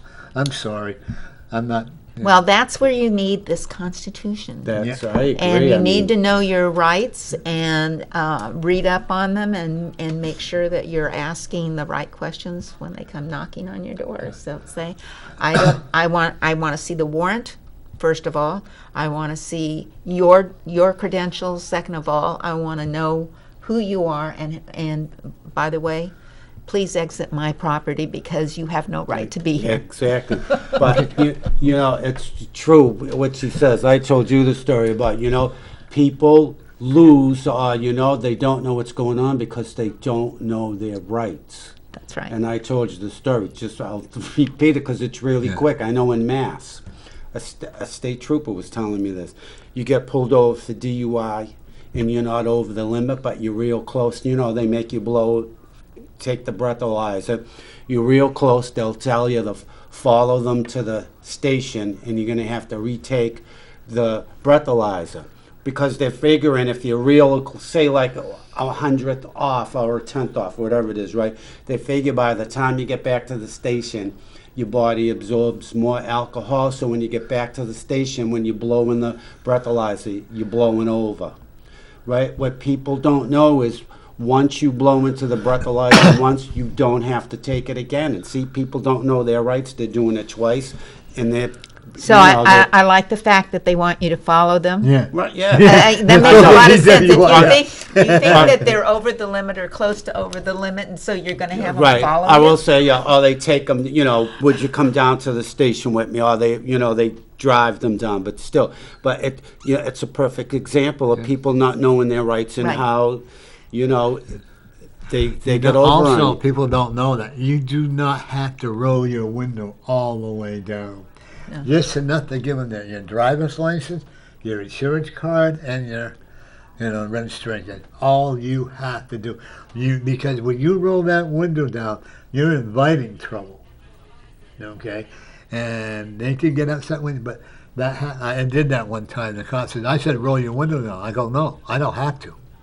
But if I was drinking and driving, I would, so they wouldn't smell it if you only open this much, right? Comes out and hits them. But I was very fortunate in my drinking days. I never got busted for DWI. By all rights, I should have. Yeah. I used to drive on the Loud Road 106. I used to drive on the left-hand side of the road. Let me tell you. So God is over there with the angels. Yes, You that's know? right. And He another. pulled you back again, so Oh, he must yeah. have something Oh, for you he to had. do. Oh, yeah. When I saw that white light, he said, "Your journey's not done." I go, But I love what I do today. I love my TV show, and I have a lot of people all over. And I hope you'll come back on again. But David, I enjoy having you, don't we, Dave? Yeah, sure. One of the things I am looking at, David, you have a question. Go ahead. Well, I do. What I wanted to ask gonna is go. tell everyone out there about a few of your priorities that, once elected, the priorities that you'd like to My sort of first work. priority is get our government back into fit inside Mm-hmm. the Constitution, right? There's so many things that have been done over the past year and a half, 5 years, whatever, even way back when.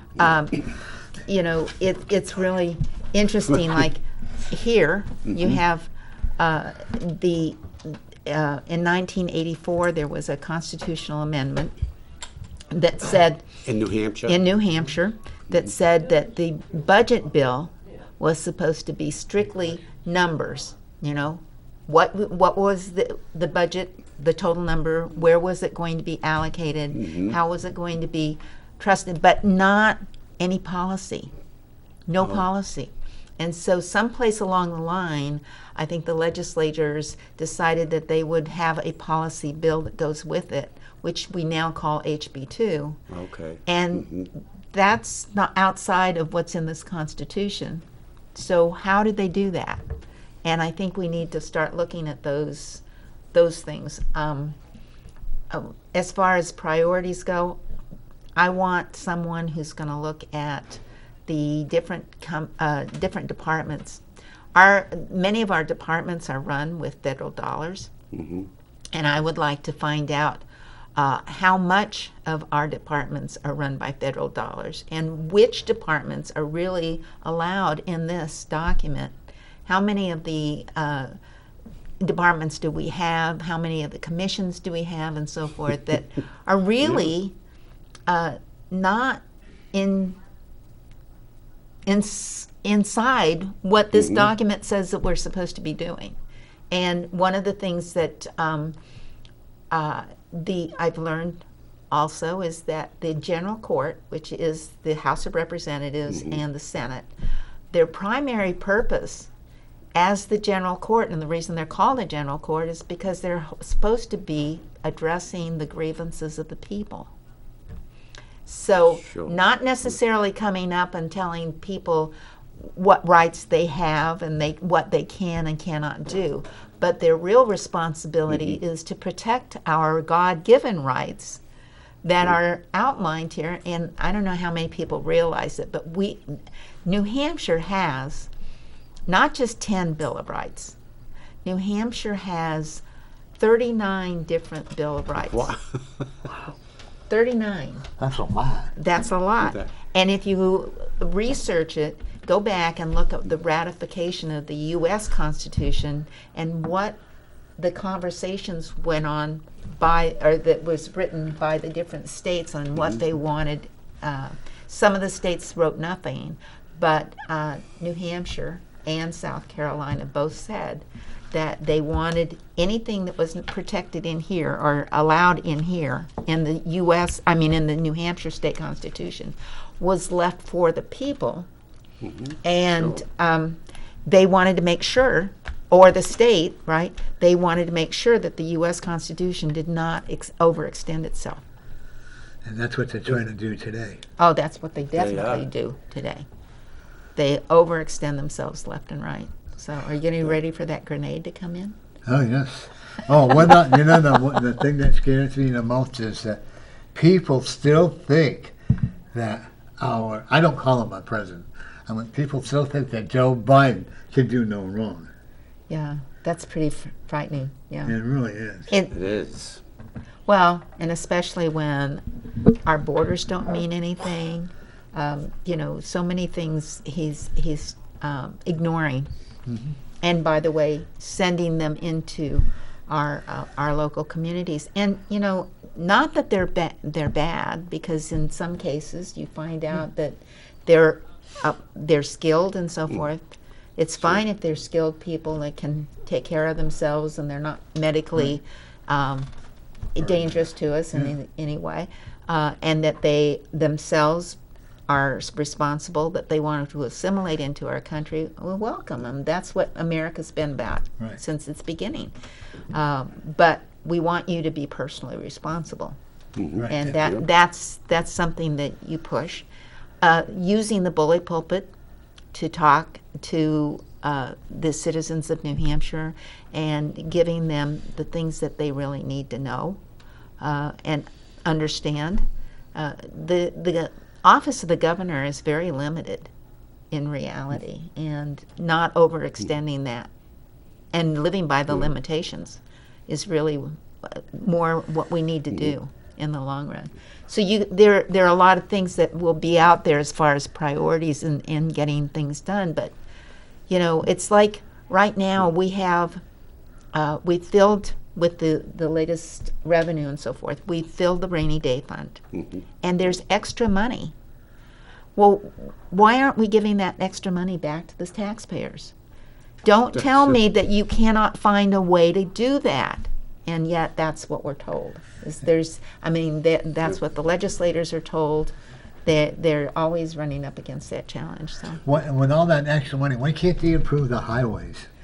Well, the highways, I'm not so worried about. Giving it back to the taxpayers, or even giving it back to the communities, so the communities can now do something with it, is more. I also, one of the things, and I am an alcoholic, so, is all these government-funded drug rehab centers. I am not in favor of them. If they really need the help, they're going to get it.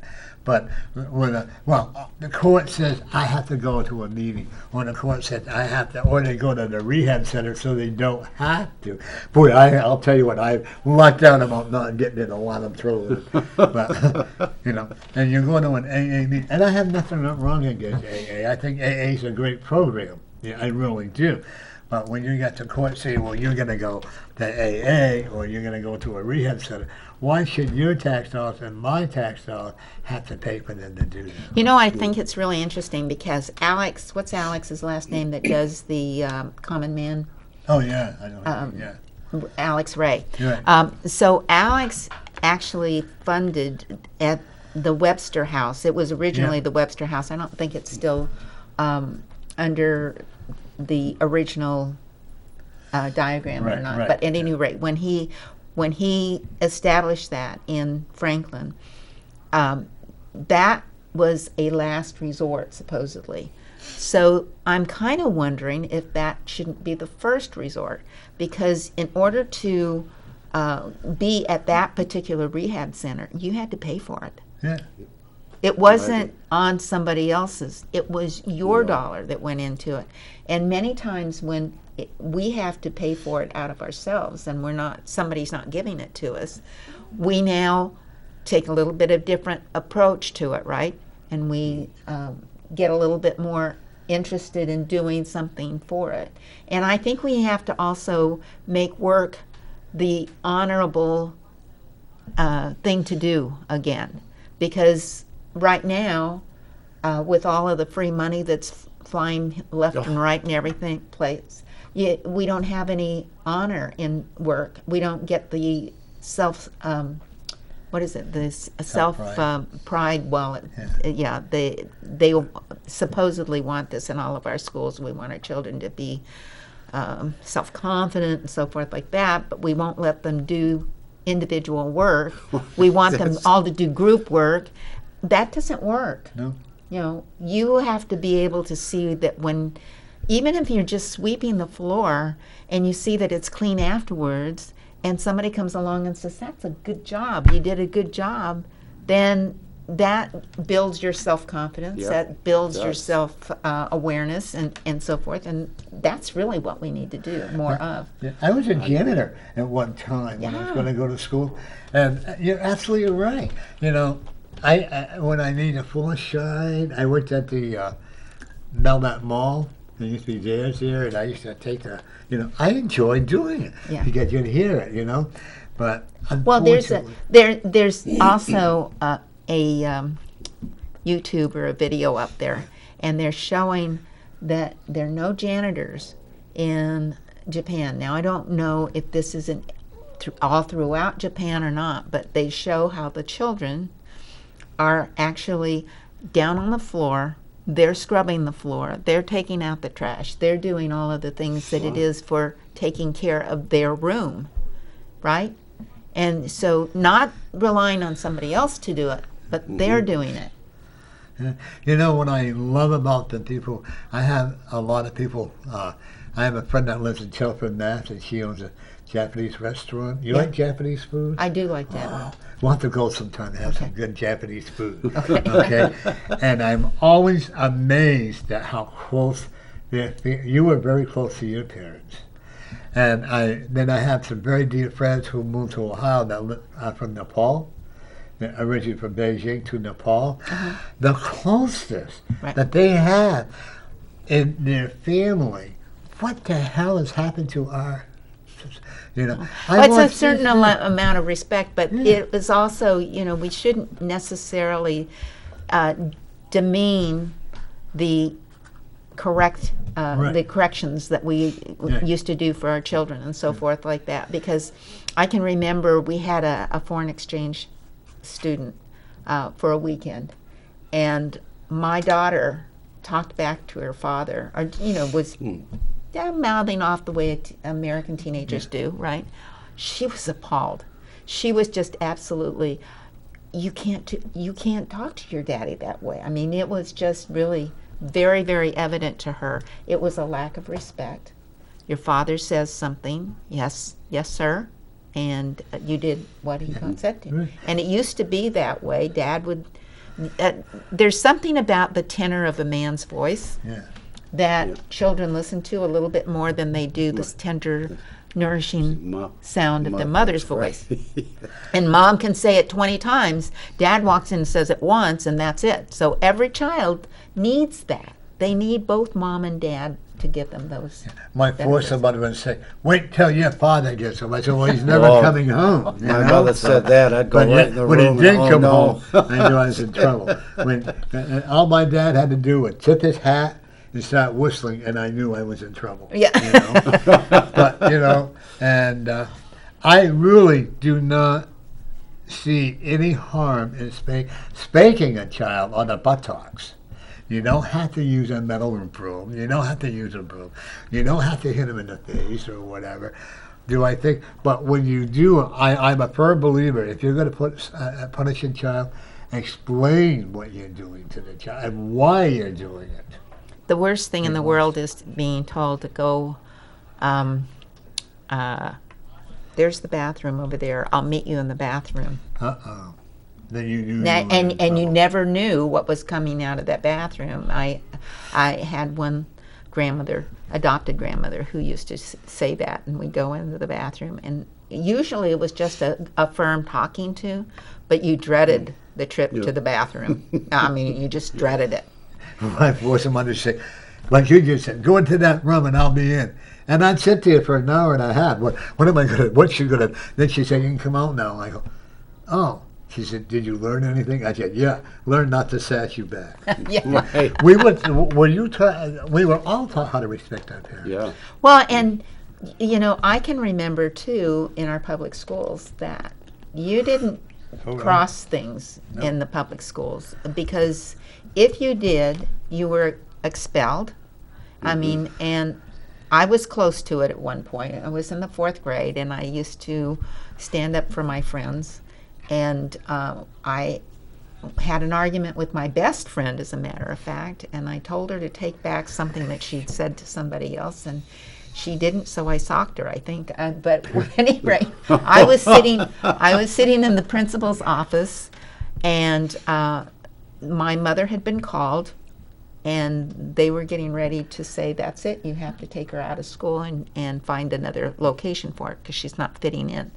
And fortunately, the 4th grade teacher came in and said, the other girl was just as guilty as I was, so she saved me. But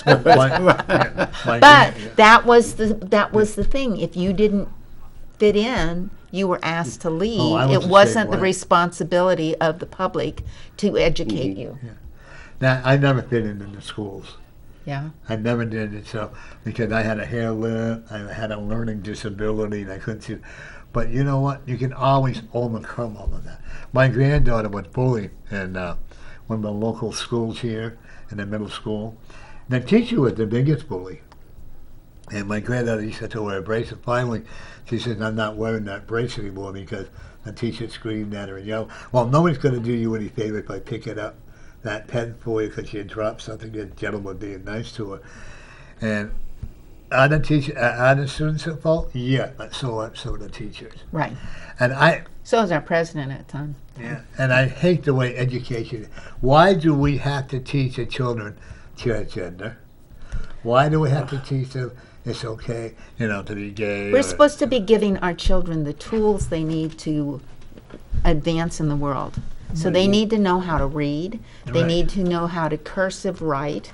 They need to know how to do those drills with math, so that when somebody gives you a 7 times 4, you know the answer just like that it's 28, that 2 and 2 is always 4. Those are the things that they're supposed to be giving to our children in the classroom. These value-based curriculums, whatever you want to call them, are inappropriate. Those are the things that are supposed to be being taught by parents and not be agree. shoving down the throats of our children. And they're certainly not supposed to be taking biology and shoving it down in ways that they're doing right now, which is just really my wrong. My granddaughter was in 1st grade, and she had to take a banana to school. And I go, "Why?" And she said, "Well, they're going to have to put this balloon," you call it a balloon on it. I go, "Really?" So me, even though I'm a grandparent, I go truck it right in there. I said, "You're not teaching these kids how to do this." I said, "Why?" "Well, we want to make sure they know." I go, That's "Why?" ridiculous. Yeah, You see where there's a person, and I give him a lot of credit. He actually resigned. He was the day Yes. coordinator. I give him, if I can find him, I want him to come on the show. Yeah. Because I give him a lot of credit for standing up for what he believes in. Right. know. And you had the coach. Where was it? And it wasn't at Pembroke Academy. Maybe it was at Pembroke. But anyway, one of the schools that's a private public school, Yeah. and the athletic director fired him because he said he would not put one of those facial coverings on his students while they were running, Yeah. Exactly. while they were doing the exercises. Yeah. I mean, why are we inhibiting their ability to breathe? And by the way, there is a law in the state of New Hampshire, it's an RSA, that was passed, and yes, it was supposed to be, the reason they passed it happened to be more in the way of juvenile justice. But it's still on the books. It doesn't say it's specific to anybody, and it says that no school is allowed to put an apparatus or require an apparatus on a child that inhibits their breathing. And they specifically address facial coverings. Yeah. And yet, our Attorney General says it doesn't apply to the public But it schools. does. Excuse me? Yes, it does. And it's time we also told the Attorney General that he needs to do his job. There are certain RSAs that he's not following, and he needs to start doing them. How would you, if you were elected to become governor, how would you help to improve our educational system in New Hampshire? Well, first of all, there's a lot of things that are prescribed in the RSAs that are not followed, and I would be wanting to see evidence of you're actually following. There's a bill that Lou D'Alessandro actually fostered through. It was in existence already, but he introduced some changes to amendments to it to make it a little stronger. And what it is, it's 189:11, and it says that every child, 8th grade through high school, will know the history, civics, Constitution of the state, Constitution of the United States, and at the end of it, they will be taking a test, and it could be the immigration test, where when you become a naturalized citizen, you can take that test. That could suffice as the test, but every student is supposed to be taking that test, and the results are supposed to be sent to the Department of Education. My community hasn't done it yet. No. It's so sad that, I do see a lot of men actually taking more active roles at being fathers. I live right across the street from the park. And I see a lot more men taking active roles in watching their children. Well, that's good. And I actually went over to one guy. I said, "This is fantastic." Yep. He goes, "What do you mean?" I go, "I'm looking at you." He was a black American. I don't want to, He says, "What do you mean? You think we're all because of this, right?" I go, No, not at all. I said, watching you and the way you are working with your children, to me, that was It's important because many of your incarcerated people, if you really do the statistics, the majority of them are coming from families where there's no father Right. That's or true. father relationship. Gary, Right. actually, true. Gary Hopper and I had a show like that one time. Yeah.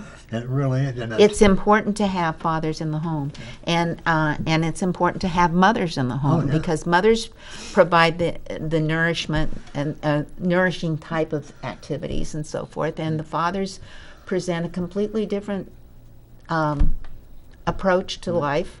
So you can tell it in the way that men handle a little baby versus the way a mother does. The mother cradles the baby, right?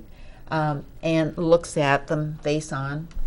Fathers turn the babies around and they're carrying them so they go face out.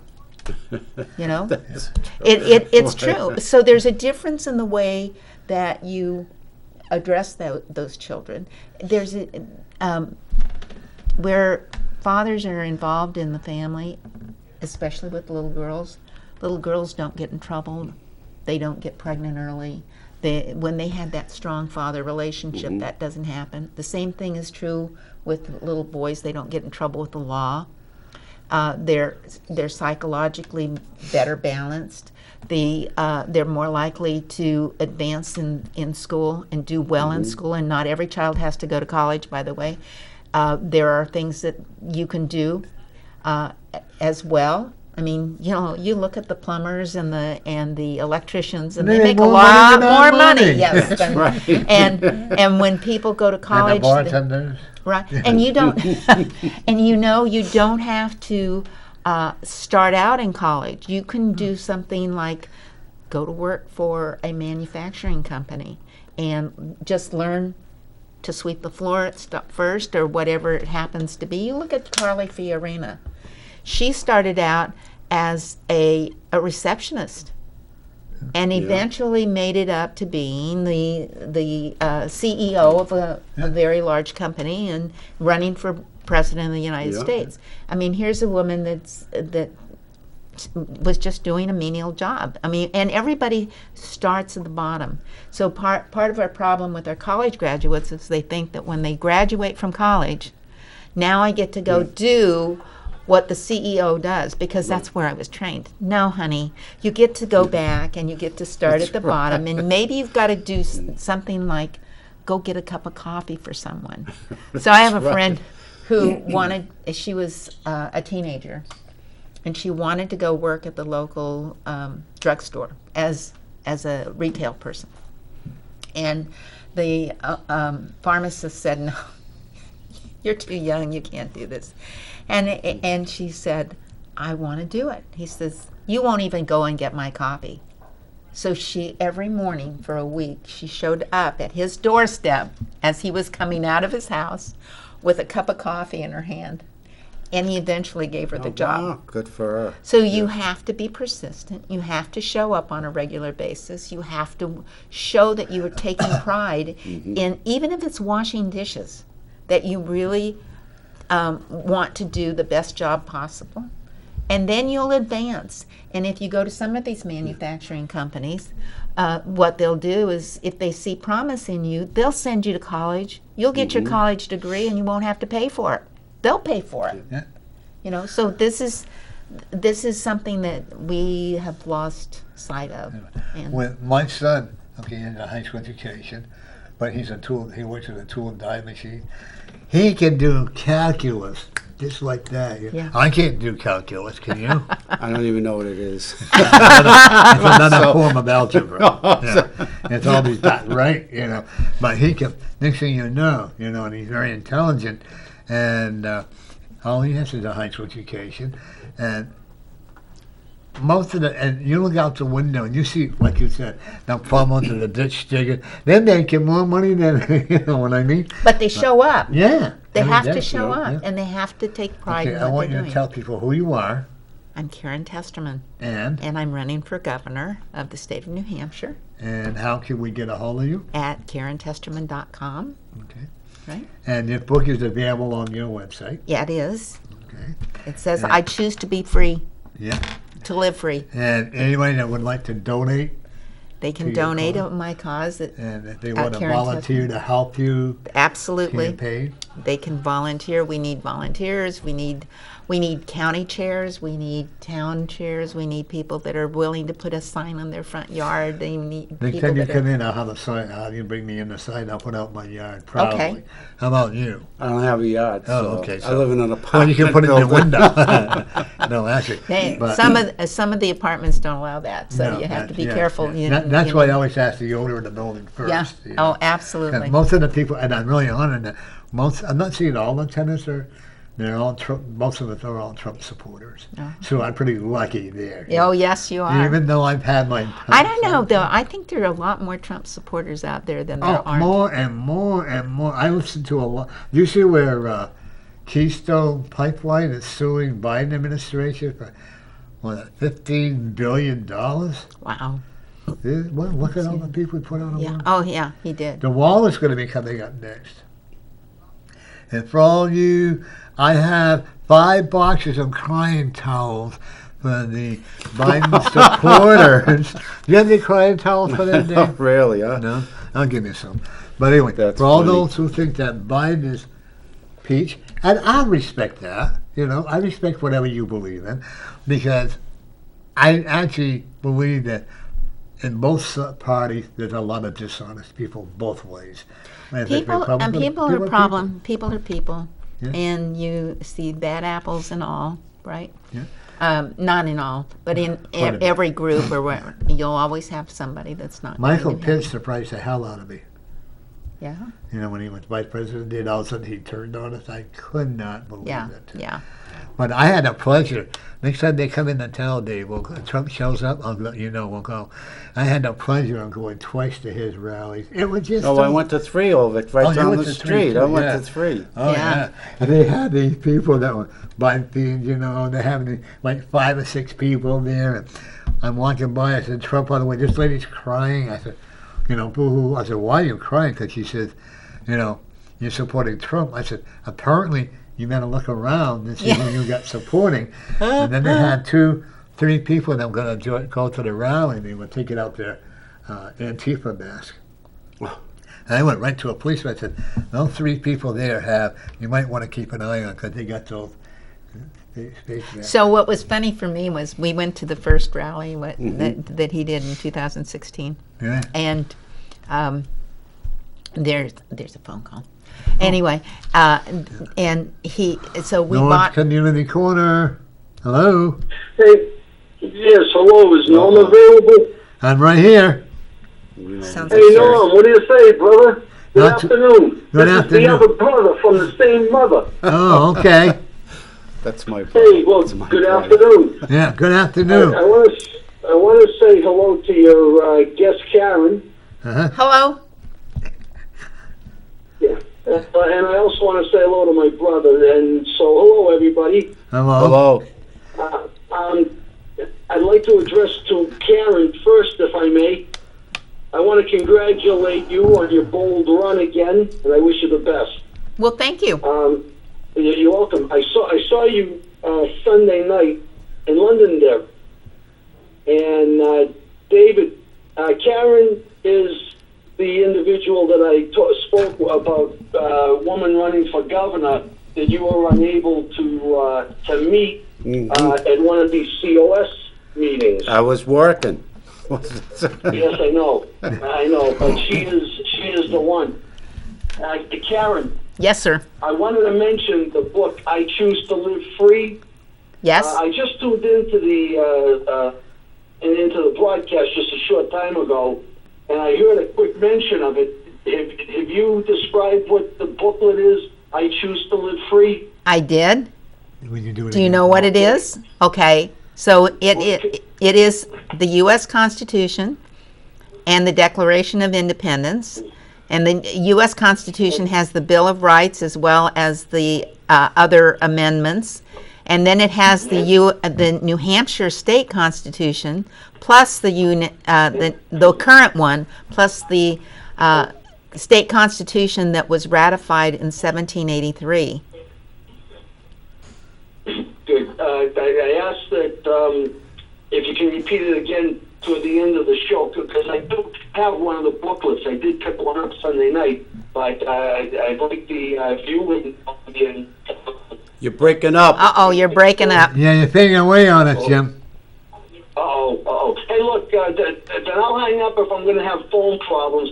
But I did want to call this afternoon and say hello, God bless you all, and I hope you're all successful. Thank you. You do the same. Yeah. Remember, Karen's our next governor. We all get out there and work for her. You're right. God bless. Yeah, hey, you and too. God bless those humans. Yeah. Well, Even though they don't look. Yeah, okay, we'll see. Yeah, you're fading out, dude. can't hear you at all. He was on the show with him. Oh, no. And it was so fun. I went to the bathroom for 2 minutes. 2 minutes!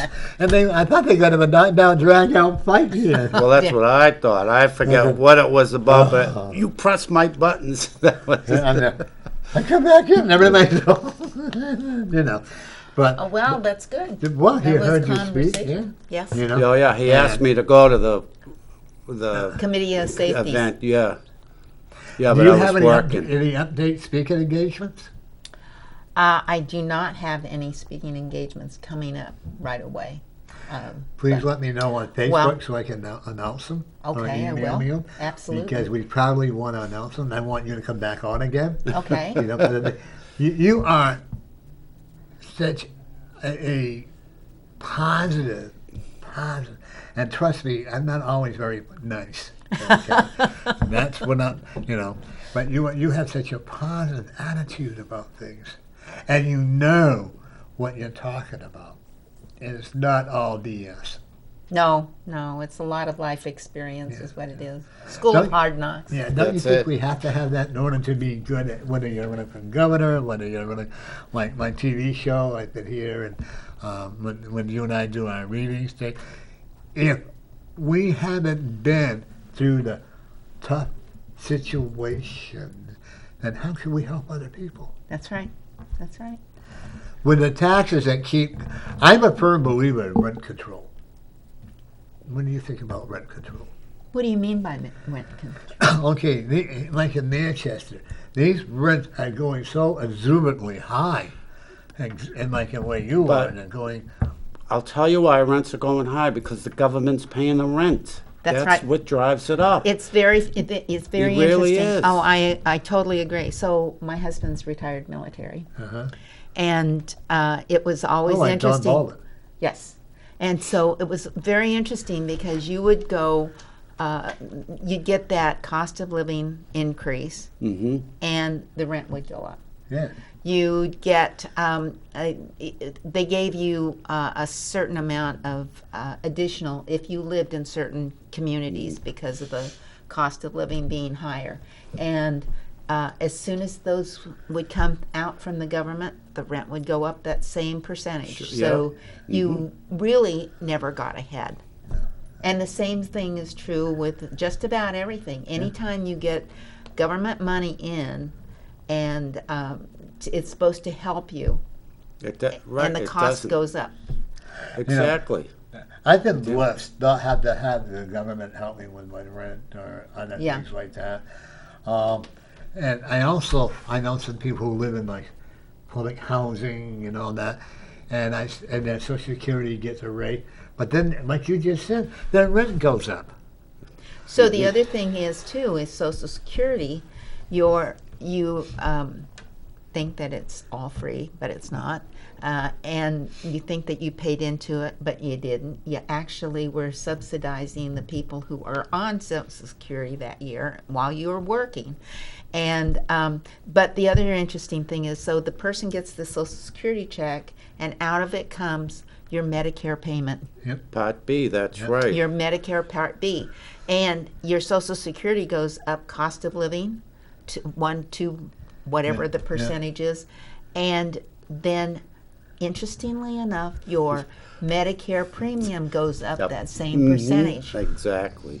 So you don't lose any money, but you don't gain any money No. either, because they completely take it away from They you. But- get you one way or the other. Yeah. Right, but too, Social Security, I've read about this too, the Refugee Act. It's naturally the politicians passed it because they don't subscribe to Social Security. You're helping all these people that are coming in. They're getting part of your Social Security, and this is a true story because I've been a court stenographer for like over 40 years. Yeah. So I've done lots of depositions, and I always remember this was in Chelsea, attorney's office in Chelsea, Mass. It was a deposition. This lady, she was here illegally, an illegal immigrant. She got a job for the Chelsea schools, sweeping the stairs, right, and sweeping the halls. She was on the job 3 days. She fell down the stairs and couldn't work anymore. You know what she was doing for? Social Security, disability, and she got it. Yeah. And Wow. that's, Yeah, I but have you a- know, and that's, I mean, you talk about abuse the system, but in the meantime, somebody like me, I was working since I was 14. I worked till I still work, but I didn't start collecting my retirement Social Security till I was 66. I never collected unemployment. I always worked. And and then you hear stories like this. I mean, you talk about making me Unfair. furious. Yeah, yeah, One and of it the should. things, one of the things Yeah. that bothers me is when you have children, Right. okay, and they'll say one has a learning disability or one, they go to school, they get coded, then they can automatically get Social Security disability for the child. I'm sorry, I don't agree with that. Yeah. No. They didn't have it when I was growing up. They didn't when you were growing up. And special education for at the beginning of special education, it was supposed to address anybody that wasn't in your main corridor, right? So that meant not only the disabled, but it also meant the gifted and talented. But the gifted and talented don't get anything else. Oh, they get absolutely nothing. And in fact, in most situations that I've experienced, and granted I don't experience across the board, but in many situations, the gifted and talented were told, well, you can help out the other children. Right, So yeah. you're not challenging them to make them better. You're just using them to supplement, and that's not right either. No. I always felt the biggest mistake that New Hampshire ever made was by closing the Laconia State School and Training Center and the State Hospital. To me, God, they got all these little group homes. Aren't they a mini institution that Right. we're paying for? You know, you got all these I worked at the Moore Center, great place to work, Right, nice right, people there, right. but all they are numbers. Yeah. They forget, in the disrespect that I see in nursing homes. I'm sorry, but I never could bring myself to say, Agnes, how are you today? As always would be, hi, how are you doing, Mrs. So-and-so, or like that. Right. Because I think they had that right, and I would never put a man to take care of a woman. Because I think women are still old-fashioned. They still have their pride. Right. Well, and we shouldn't be removing that self-respect from No. anybody, No. period. So, I didn't agree when the school started calling their teachers by their first names.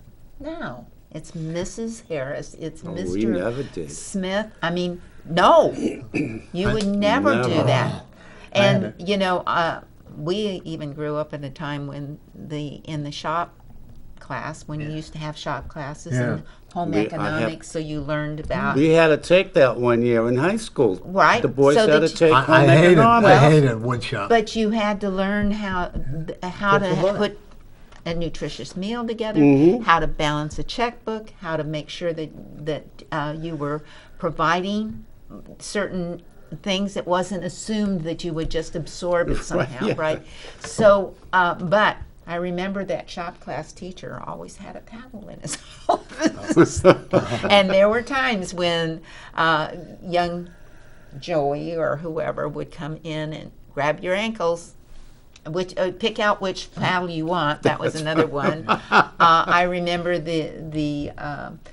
we picked on a girl on the way home from school one day, and the next day we were in the principal's office explaining why we were doing what we were doing and that we would not be doing it any longer, right? Unless she wanted Trouble. lots of trouble. Right. I had a and- teacher and that the would other throw thing was- chalk. Oh, Never missed. well, the other thing is that you didn't want to get in trouble at school because when you got home, you would have double trouble at That's home. Oh, exactly absolutely. right. I mean, there was no such thing. And it was the teachers were working with the parents who were working with the student to make sure that the student got the best that was afforded. And we didn't have this competition about my Johnny would never do anything like that. No, we recognize that every child has good days and bad days. And, I can remember they called me at one time with my son and said he reacted the way he should have reacted because he was being bullied. But because he got into a physical confrontation, he has to stay home. He is suspended from school for 2 days. Yeah, my granddaughter too. My granddaughter would openly admit that she did something wrong. Right. But the other one, she had to go to court and get it all cleared up. The other ones would all lie, but she was very honest. She doesn't lie like stuff, And I was made fun of in school, and that's okay. But folks, make sure that when you go to the polls, put her name down for number one, Karen Testerman for governor, but make sure that you vote for the people on the Board of Education to wake up. Right. Wake Well, up. you need to check them out. We Right. need to really vet our candidates. Don't just go because you know so and so and you've heard their name before.